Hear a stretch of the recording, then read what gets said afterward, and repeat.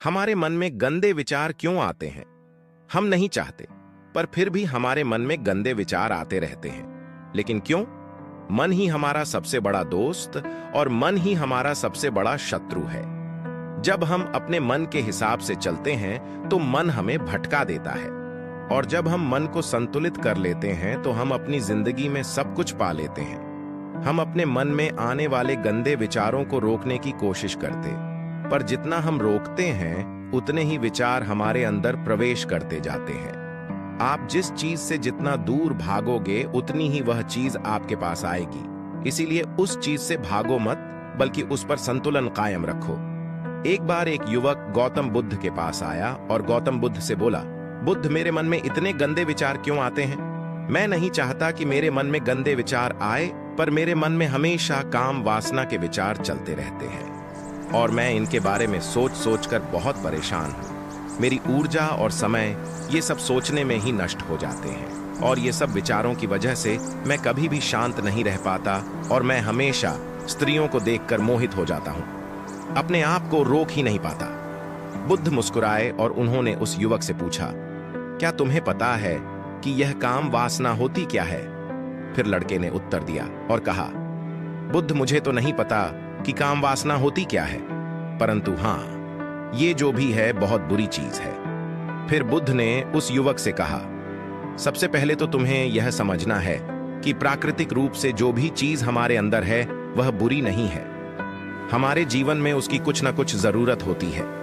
वासना कोई बुरी बात नहीं है, यह हमारे मन की एक भावना है जो हमें किसी ना किसी चीज की कमी का एहसास करवाती, और फिर हम उस चीज को पाने के लिए उस चीज की ओर आकर्षित हो जाते हैं। जैसे अगर तुम्हारे पास धन की कमी है तो तुम में धन पाने की वासना उत्पन्न हो जाएगी। इसका मतलब यह नहीं कि वासना बुरी है, बल्कि यह तो हमारे मन के एक प्रकार की जरूरत का एहसास है, और जब यह जरूरत शारीरिक हो तो हम इसे काम वासना कह देते हैं।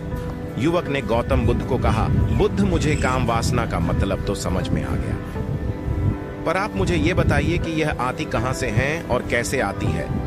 गौतम बुद्ध ने कहा, काम वासना कहीं से आती नहीं है, ये तो हमारे अंदर ही होती है, और इसका होना तो जरूरी भी है, तभी तो मानव जाति का विस्तार होगा। युवक ने कहा, जब यह हमारे अंदर ही है और जरूरी भी है तो फिर लोग इसे गलत क्यों बताते हैं? बुद्ध ने कहा, यही समस्या है। लोगों ने काम वासना को गलत तरीके से सोच लिया है, इसे छिपाने की और दबाने की कोशिश करते हैं। काम वासना गलत नहीं है, बल्कि काम वासना का गलत तरीके से प्रयोग करना गलत बात है। लोग जैसे पसंद करते हैं उसी के लिए जीने लग जाते हैं और उसके बारे में हमेशा सोचते रहते हैं, पर यह सब गलत है। बुद्ध ने युवक से कहा, क्या तुम्हें पता है कि जानवरों में भी काम वासना होती है? युवक ने उत्तर दिया, हाँ बुद्ध, जानवरों में भी काम वासना होती है, क्योंकि जानवर भी तो आखिर अपनी पीढ़ी को आगे बढ़ाएंगे। बुद्ध ने कहा, तो फिर हम जानवरों की काम वासना को क्यों गलत नहीं कहते? युवक ने कहा, मुझे नहीं पता महात्मा, आप ही मुझे बताइए। गौतम बुद्ध ने कहा, जानवर अपनी काम वासना का प्रयोग आनंद प्राप्ति के लिए नहीं करते, वह तो सिर्फ संतान उत्पन्न करने के लिए काम वासना का उपयोग करते हैं। जानवरों को प्रकृति ने इतनी समझ नहीं दी कि वह काम वासना को अपने सुख का आधार बना सके, जबकि मनुष्य अपनी समझ के बलबूते पर प्रकृति में पाई जाने वाली प्रत्येक वस्तु को अपने सुख के लिए अपने प्रयोग करता है। हम इंसानों ने ही काम वासना को अपने सुख का साधन बना लिया है, जबकि प्रकृति ने तो हमें अपने वंश को आगे बढ़ाने के लिए था, लेकिन इंसानों ने इसे अपने जीवन का परम लक्ष्य बना रखा है, और इस तरह से काम वासना का बेलगाम हो जाना गलत है। युवक ने बुद्ध से पूछा, महात्मा जी, ये काम वासना हम पर हावी क्यों होती है? क्यों ये बेलगाम हो जाती है? तब गौतम बुद्ध ने कहा, सुनो, अब जो मैं तुम्हें बताऊंगा उसे तुम ध्यानपूर्वक सुनना। काम वासना का सारा खेल तुम्हें समझ आ जाएगा, तुम्हें तुम्हारे सारे सवालों का जवाब मिल जाएगा, बस तुम्हें ध्यान से सुनकर समझना है। फिर गौतम बुद्ध युवक को बताना शुरू करते हैं। एक बार की बात है, एक आश्रम में गुरु और उनके शिष्य रहते थे। शिष्य रोजाना आश्रम के बाहर स्थित गांव में भिक्षा लेने के लिए जाते थे। शिष्य जो गांव में भिक्षा लेने जाता था, उस रास्ते में एक नदी पड़ती थी। जिससे वह रोज भिक्षा लेने जाता था। एक दिन उसने देखा कि एक लड़का पेड़ के पीछे छिपा है। उसने लड़के के पास जाकर पूछा, भाई तुम इस पेड़ के पीछे छिपकर क्या देख रहे हो? लड़के ने कहा, अरे तुझे नहीं दिख रहा है क्या कि मैं क्या देख रहा हूं? तब शिष्य ने नदी की तरफ देखा तो वहां पर कुछ लड़कियां पानी भर रही थीं। तब शिष्य ने लड़के से कहा, अरे भाई वहां पर तो लड़कियां पानी भर रही हैं, इसमें छिपकर देखने वाली क्या बात है?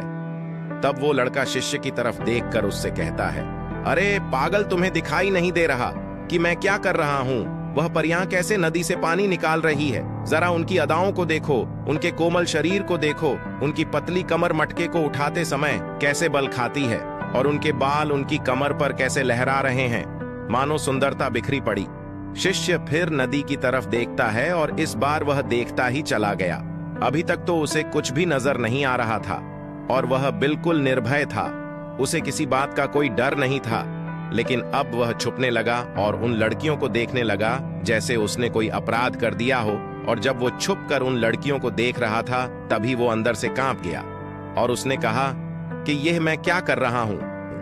मैं जो भी कर रहा हूं वह सही नहीं है, मुझे यहां से चले जाना चाहिए। और फिर वह जल्दी से वहां से चला जाता है। फिर वो आश्रम पहुंच जाता है। आश्रम जाकर वह अपने कार्यों में लग गया। लेकिन जो अभी वह देखकर आया था वहीं उसकी आंखों के सामने बार बार आ रहा था। उसके मन में वही दृश्य चल रहा था। उसका मन वही सब कुछ देखने के लिए ललचा रहा था। उसका किसी भी काम में मन नहीं लग रहा था। सुबह होते ही वह रोज भिक्षा के लिए आश्रम से जल्दी निकल जाता और नदी के पास वाले पेड़ के पास जाता जहां वह लड़का पहले से मौजूद रहता था। उसके साथ मिलकर लड़कियों को छुपकर देखता था। अब वह रोज ऐसा करने लग गया। उसका मन अब किसी भी काम में नहीं लगता था। वह हमेशा किसी न किसी प्रकार के विचारों में उलझा रहता था। वह आश्रम के कार्यों को भी ठीक ढंग से नहीं कर पा रहा था। न वह ठीक से सो पाता था और न ठीक से खाना खा पाता था। उसका मन बेचैन सा रहता था। उसका मन बार बार उन लड़कियों के सौंदर्य को देखने के लिए बेचैन रहता था। जब गुरु दीक्षा देते तब भी उसका मन दूसरे विचारों में खोया रहता था। गुरु ने अपने शिष्य की इन हरकतों को देखा। तब एक दिन गुरु ने शिष्य को अपने पास बुलाया और कहा, आज से मैं भी तुम्हारे साथ भिक्षा मांगने चलूंगा। तभी शिष्य ने गुरु को मना करते हुए कहा, नहीं गुरुदेव, आप परेशान क्यों हो रहे हो? मैं अकेले ही ठीक से भिक्षा मांग लेता हूं। तभी गुरु ने कहा, ठीक है, तुम अकेले ही भिक्षा मांगने जाओगे। इसके बाद शिष्य भिक्षा मांगने के लिए निकला। उसके बाद गुरु भी आश्रम से निकल गए और शिष्य का पीछा करने लगे कि वह कहां जाता है, किस किस से मिलता है। यह सब देखने के लिए गुरु शिष्य के पीछे पीछे चलने लगे। थोड़ी देर बाद गुरु ने देखा कि उनका शिष्य एक लड़के के साथ एक पेड़ के पीछे अपराधी की तरह छुपा हुआ है और छिपकर कुछ देख रहा है। गुरु तभी उस लड़के के पीछे जाकर खड़ हो गए और यह देखने लगे आखिर उनका शिष्य क्या देख रहा है जिसके लिए वह पेड़ के पीछे अपराधियों की तरह छिपा हुआ है। गुरु ने देखा कि उनका शिष्य पेड़ के पीछे छिपकर लड़कियों को देख रहा है जो नदी में पानी भर रही है। तभी गुरु ने शिष्य से कहा, क्या तुम लड़कियों से भी भिक्षा लोगे? गुरु की आवाज सुनकर शिष्य का मन घबराया और उसके पसीने छूटने लगे। उसी तरह जैसे कि चोर को चोरी करते हुए रंगे हाथों पकड़ लिया हो, उसकी हालत खराब हो गई। वह कुछ भी नहीं बोल पा रहा था और वह लड़का जो शिष्य के साथ था वह वहां से भाग गया, जिससे शिष्य और भी घबरा गया था। उसके मुंह से कुछ टूटे फूटे शब्द निकल पा रहे थे। वह अपने गुरु से नजर मिलाने का साहस भी नहीं कर पा रहा था। गुरु ने शिष्य की तरह देखा और कहा, मेरा शिष्य तो निर्भय है, उसे किसी भी चीज का डर नहीं है, लेकिन ये क्या, तुम तो डर से कौप रहे हो। शिष्य ने गुरु से कहा, मुझे माफ कर दो, इसमें मेरा कोई दोस्त नहीं है। उसे लड़के ने मुझे बहका दिया था, लेकिन मैं आपसे वादा करता हूं आज के बाद मैं कभी दोबारा ऐसा नहीं करूंगा, मुझे माफ कर दो। गुरुदेव ने कहा, कोई बात नहीं, पर तुम एक बात को ध्यान रखो कि हम जैसी संगत करते हैं वैसा ही हमें फल मिलता है। हम जैसी संगत करते हैं उनके विचार हमारे अंदर प्रवेश करते हैं, इसलिए अच्छी संगत करो ताकि तुम्हारे अंदर अच्छे विचार प्रवेश करें। फिर गुरु और शिष्य आश्रम लौट आए और फिर से आश्रम की कार्यों पर ध्यान देने लगे। उसने उस रास्ते को छोड़ दिया और दूसरे रास्ते से जाने लगा। वह अपने काम को ध्यान से करता था, लेकिन धीरे धीरे उसके अंदर क्रोध उत्पन्न हुआ और फिर वह दूसरे शिष्य से प्रतिरोध करने लगा और बेचैन था। अब तो वह सही समय पर भोजन भी नहीं करता था, वह भोजन भी बहुत कम खाता था। एक रात गुरु शिष्य के पास आए और उससे बोला कि तुमने मुझसे वादा किया था कि तुम अपना मन नियंत्रण में रखोगे। अब तक तुमने कितनी बार अपना वादा तोड़ दिया। यह सुनकर शिष्य अपने गुरु के चरणों में गिर गया और रोने लगा। रोते रोते ही उसने गुरु से कहा, गुरुदेव, मैं कई बार अपना वादा तोड़ चुका हूं, फिर वादा कर लेता हूं, लेकिन हर बार मैं वादा तोड़ देता हूं। मेरा मन मेरे नियंत्रण में है ही नहीं। मैं बहुत कोशिश करता हूं कि मैं अपने मन से सारे बुरे विचारों को निकाल दूं, लेकिन मैं चहक कर भी ऐसा नहीं कर पा रहा हूं। फिर गुरु ने शिष्य से कहा, चलो मेरे साथ। गुरु शिष्य को आश्रम के बगीचे में लाए और शिष्य से कहा, देखो यहाँ पर कुछ नालियां बनी हुई हैं, जिससे नदी का पानी इन पौधों तक आ रहा है और यह पानी निरंतर भाव से आ रहा है। क्या तुम इस पानी का आना रोक सकते हो?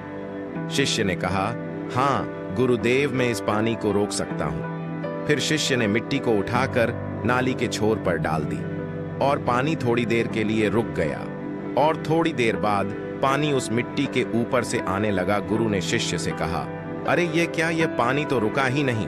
फिर शिष्य ने उसमें कुछ कंकड़ पत्थर उठाकर नाली में डाल दिए और फिर थोड़ी देर के लिए पानी रुक गया, लेकिन थोड़ी देर के बाद वह पानी कंकड़ पत्थर के ऊपर से भी आने लगा। गुरु ने कहा, यह क्या हुआ? पानी तो फिर से आ गया है। गुरु ने कहा, तुम बोल रहे थे कि तुम इसे रोक दोगे। गुरु ने कहा, क्या हम किसी चीज को पूरी तरह से रोक सकते हैं? तभी शिष्य ने कहा, कोई बात नहीं गुरुदेव, मैं आपको पानी रोक कर दिखाऊंगा। फिर शिष्य ने एक बड़ा सा पत्थर उठाकर उसे नाली में डाल दिया। पानी रुक गया।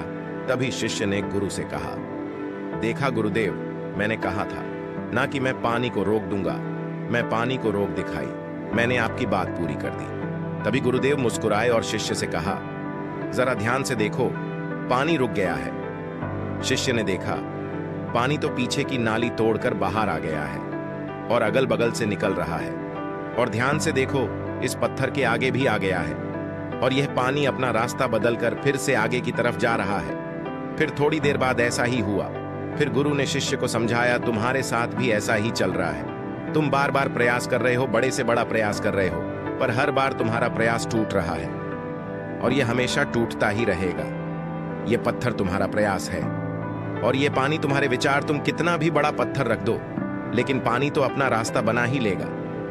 यह देखकर शिष्य ने पूछा, हे गुरुदेव, क्या कोई तरीका नहीं है जिससे मैं गंदे विचारों से बाहर निकल सकूं? गुरुदेव ने कहा, हाँ, एक तरीका है।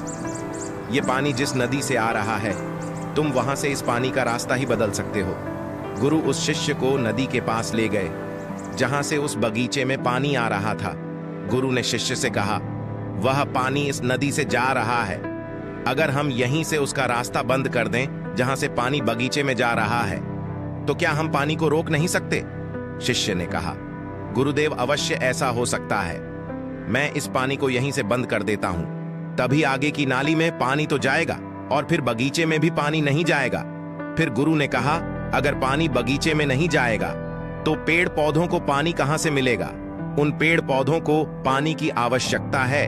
फिर शिष्य ने विचार किया और कहा, मेरे मन में तो ये बात आई ही नहीं। इस पानी का बगीचे में जाना जरूरी है। गुरु ने कहा, और उन पेड़ पौधों में कुछ ऐसे भी पौधे हैं जिन्हें रोज पानी की आवश्यकता है, वह तो मुरझाकर मर ही जाएंगे। पानी तो हमें खोलना ही होगा। शिष्य ने गुरु की बात सुनकर पानी का रास्ता खोल दिया। तब गुरु ने पूछा, अगर हम इस पूरे पानी को बगीचे की तरफ मोड़ दे तो क्या होगा? शिष्य ने उत्तर दिया, गुरुदेव, वहां पर जितने भी पेड़ हैं वे सभी गलकर नष्ट हो जाएंगे। गुरु ने कहा, पानी को रोकने या पूरे पानी को खोलने की आवश्यकता नहीं है, हमें केवल संतुलन बनाए रखना चाहिए। गुरु ने कहा, हमारा जीवन भी संतुलन से ही चलता है। अगर मैं कहूं कि तुम किसी फल के बारे में सोचो मगर आम को छोड़ना है, तो सबसे पहले मन में क्या आएगा? शिष्य ने कहा, गुरुदेव, सबसे पहले आम ही आएगा। तभी गुरु ने कहा, इसी तरह हम अपने मन को गंदे विचारों को दबाने की कोशिश करते हैं, इसलिए हमारे मन में अधिक गंदे विचार आने लगते हैं। इसलिए अपने मन को संतुलन में रखो, गंदे विचार आने ही बंद हो जाएंगे। शिष्य गुरु की बात सुनकर आश्रम में जाकर शाम को विश्राम करने के बाद अगली सुबह वह उसी रास्ते से भिक्षा मांगने के लिए जाता है। वह तालाब में लड़कियां पानी भर रही होती हैं और पानी ले जा रही होती हैं। वह वहां जाकर उन लड़कियों से पानी पीता है और उन्हें आशीर्वाद देता है। उसे आशीर्वाद देते देख लड़कियां बहुत खुश होती हैं। तभी वह सोचता है कि हमारे 2-4 शब्द कहने से किसी को खुशी मिलती है, इससे अच्छा क्या हो सकता है। उस शिष्य का जीवन बिल्कुल ही बदल जाता है। दोस्तों, इसी प्रकार अगर हम अपने विचारों पर नियंत्रण रखें तो हमारे मन के विचारों से कुछ प्रभाव नहीं पड़ेगा। दोस्तों, इस वीडियो में बने रहने के लिए आपका सच्चे दिल से बहुत बहुत आभार। धन्यवाद।